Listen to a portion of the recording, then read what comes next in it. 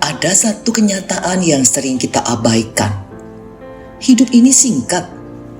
Kita lahir, bertumbuh, berlari mengejar mimpi, lalu tanpa terasa usia pun berjalan. Rambut yang dulu hitam kini memutih. Tubuh yang dulu kuat kini melemah. Rumah, harta, pekerjaan, prestasi, bahkan tubuh kita sendiri semuanya fana. Dunia menawarkan ilusi bahwa hidup ini pusat segalanya.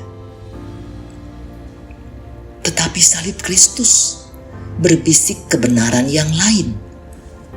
Engkau bukan hanya untuk dunia ini. Ada rumah yang lebih kekal. Ada tanah air yang sejati. Yesus sendiri berkata, "Di rumah Bapa-Ku banyak tempat tinggal. Aku pergi ke situ untuk menyediakan tempat bagimu." Kematian bukanlah akhir, melainkan hidup. Dunia ini hanyalah terminal sementara. Kekekalan adalah tujuan. Bayangkan itu. Tubuh fana ini memang akan kembali menjadi debu, tetapi roh kita akan mengenakan pakaian baru. Tubuh kebangkitan yang tidak bisa sakit, tidak bisa mati, tidak bisa binasa. Paulus menyebutnya seperti benih yang ditanam di tanah. Ia mati, tetapi bangkit dalam bentuk yang jauh lebih mulia. Itulah sebabnya hidup ini jangan disia-siakan. Waktu kita terbatas, tetapi pengaruhnya bisa melampaui batas. Setiap kata kasih yang kita ucapkan, setiap pengampunan yang kita berikan, setiap pelayanan kecil yang kita lakukan dalam nama Kristus, semuanya punya gema kekekalan. Kekekalan bukan hanya nanti, tetapi sudah dimulai sejak kita hidup di dalam Kristus.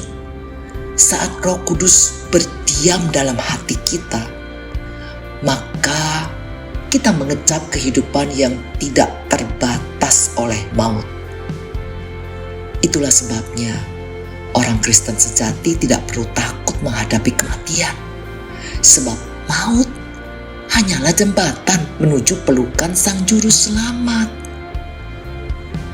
Hidup kita di bumi ini ibarat sebuah buku yang banyak bab. Bab terakhir di bumi bukanlah epilog, melainkan prolog dari sebuah kisah baru yang tak berkesudahan. Dunia bisa menutup mata kita, tetapi Kristus akan membuka mata rohani kita untuk melihat terang kekal yang tidak pernah padam.